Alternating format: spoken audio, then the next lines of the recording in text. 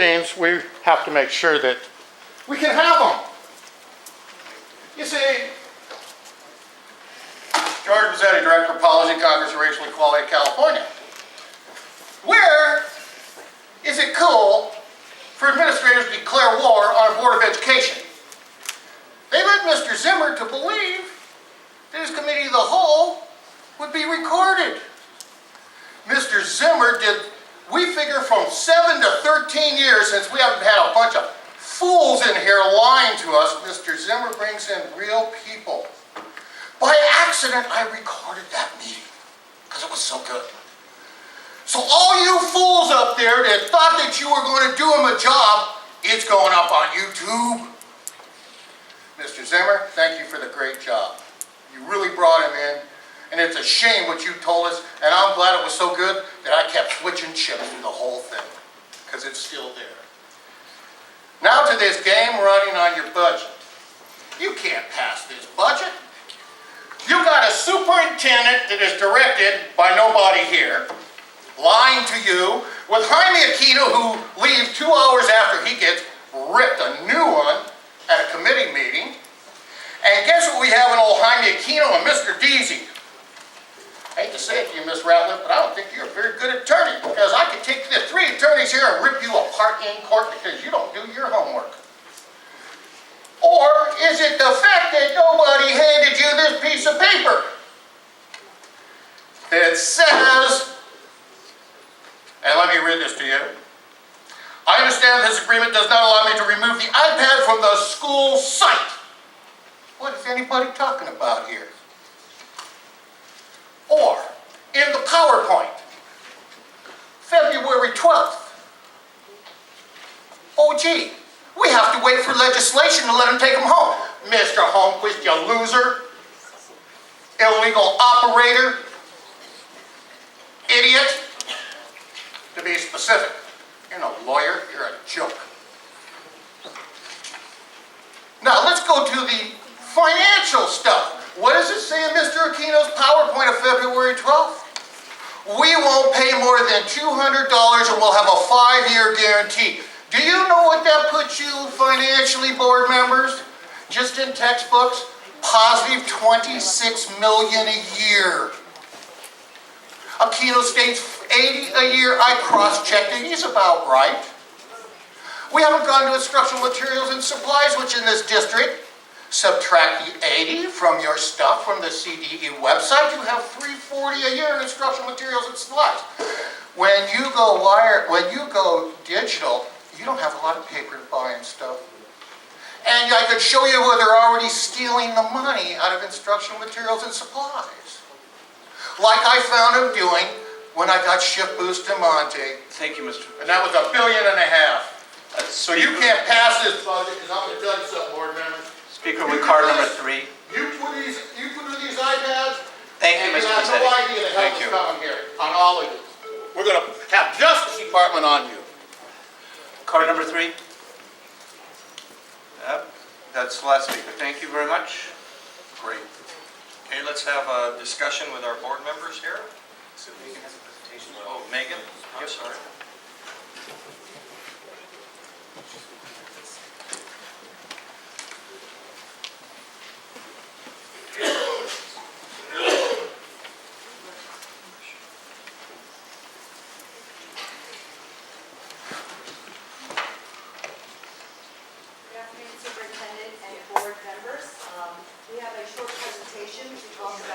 This board item.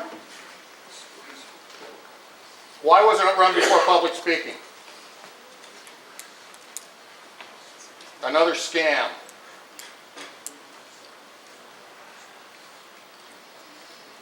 Do you need it flipped over? Yes. Bunch of losers. Here you go.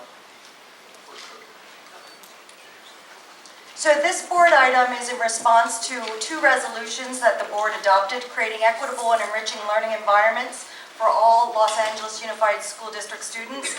And the second one was to engage Los Angeles Unified School District community and establish fiscal priorities. These 2 resolutions passed. And this was a board item that was previously on the September agenda, and we pushed it to this agenda, this month's agenda. As we all know and as we heard, we have gone through the 5 years of most devastating cuts and recession here in California and nationwide. As we look at basically the size of the sacrifices and the deficits, it's been about 22% of a deficit factor against K-12 education, and also about 20% of a deferral of cash being deferred into 1 year to the next. So as we talk about this future that we now have with the help of Proposition 30, I thought it was important to talk about the timeline and the schedule ahead of us. So what we have in front of you is the upcoming year's timeline for as we develop a budget according to the Education Code, the state laws, and also incorporated into this is the new requirements that will be developed by the State Board of Education, and we'll be learning about as the year progresses, that will define for us local control accountability plans and how we allocate these monies. So I will point out to you in the January timeframe, the State Board of Education releases regulations for the use of supplemental and concentration funding. That's important. These are draft regulations that will come out in January. In the March timeframe, we have highlighted the State Board of Education releases local control accountability plan guidelines and template. These are still under development and being discussed widely throughout California.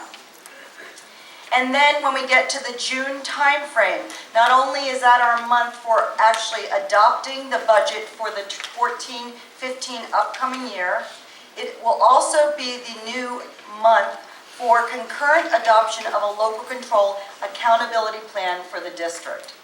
So this is the new overlay timeline for the upcoming schedule. It's important to understand when I think about what we face and where we stand at this crossroads. Proposition 30 that Governor Brown proposed increased the allocation of funding and taxes that are available to be put towards education. This was the lifeline that we were given, and it increased the size of the pie. When I think about the LCFF, it really is the reform initiative that Governor Brown is also proposing along with proposition money, but it slices up the pie in different ways, and we'll talk about that a little bit more. As mentioned earlier, we had a very rigorous discussion at the Committee of the Whole with lots of speakers talking about the different local control funding formula, the discussions around it, the debate around it. It's important that since we looked at this information in June, where we assumed certain things in the June budget for this year, some things have changed. So the fundamental formula stays the same, but the per ADA base rate increased slightly. The supplemental and concentration rates decreased slightly. So there were changes from the June to the now timeframe. Add-on rates, I'm talking about the class size, things that were not in the formula like the transportation and the targeted instructional improvement grant funds. Hold harmless calculations changed slightly as well. And again, rather it was based on things that we assumed in June. We found out later that there was a different way that the formula was going to work. And most significantly, the amount that the governor proposed to put into the formula, the legislature wanted to put more in to pay for the above bullets that we just discussed because it required more money. So where the governor wanted to put more into buying down deferrals, the legislature took $1.9 billion and put it actually into the formula to pay for increasing the base rate, for decreasing supplemental concentration rates, for the add-ons and the hold harmless calculations to try and make sure that everything balanced out at the end. And finally, the accountability provisions we are still finding out about, and we will continue over the months into the year, find out about it as the State Board of Education develops them according to the timeline that we showed in the prior slide. January, March, so that we can do a budget and a local control accountability plan by June. So how did those changes that I just outlined actually affect our budget? And it is slightly worse off. The estimated local control funding revenue was final budget $4.4 billion. And I'm talking about $4.4 billion, this is the state amount of money that we would be presuming for 13-14. The revised is $4.382 billion, and so it is slightly worse by about $30 million. In 13-14, where we projected an ending balance of about $46 million, so with that slight decrease because of all of the changes to the formula, we are looking at a net negative $7 million. So our revised ending balance for this year that we're in is now kind of different by $9 million. So this is just to show kind of the adjustments, and as information comes in, where some things can change. But it is not anything, the money that we had for the local control funding formula for this year was built into the June budget in 13-14. And I'll go over that in the next slide.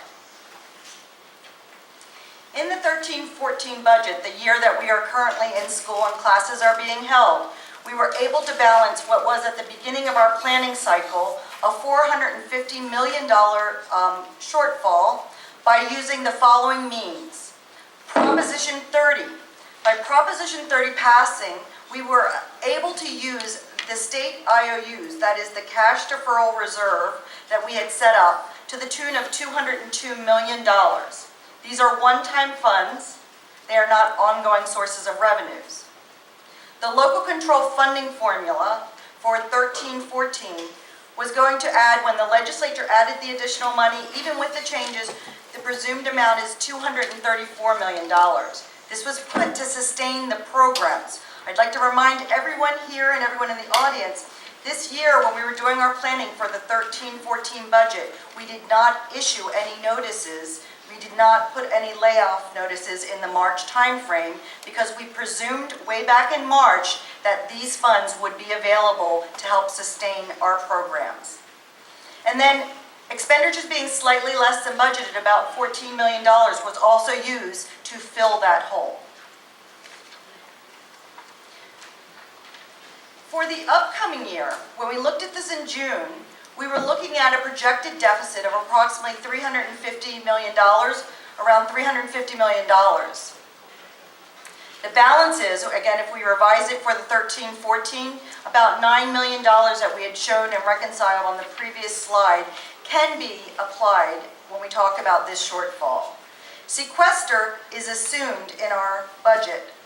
So obviously sequester at an impact of about $32.5 million each year, starting this year, it could have a $65 million impact. So we had to put aside, and there's been no signs that that's not going to occur, so that's part of our deficit number. If that were to be reversed and sequester did not happen and did not impact education, there would be $65 million available towards the next year's budget. If the sequester at the federal level did not occur, and those cuts did not occur, then there would be, for next year's budget, a one-time $65 million available to offset the deficit. Potential additional new revenues. That is, new revenues on top of those that we have already used to balance 13-14 this current year. New revenues in addition, if the governor puts more revenues into the local control funding formula, if there's any additional revenues coming in from any other source, we estimate for every $1 billion more that the state puts into K-12 education, that equates to approximately $66 million for the LA Unified Schools. So in total, we would need almost approximately, to fill the remainder amount of hole, to see almost $4 billion coming into education as a growth factor coming into next year. The governor makes his announcement, and that's on the first slide, the schedule, in January about his estimates for the upcoming year.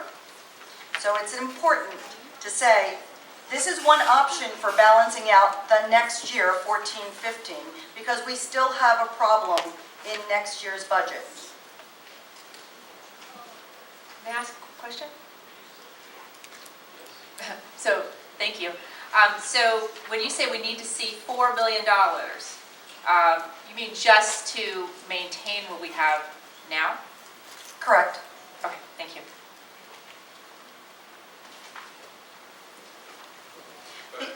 And one of the reasons, and I want to make the tie between the slide where we said how we balanced it and took care of the problems, we were relying upon one-time resources that are no longer available.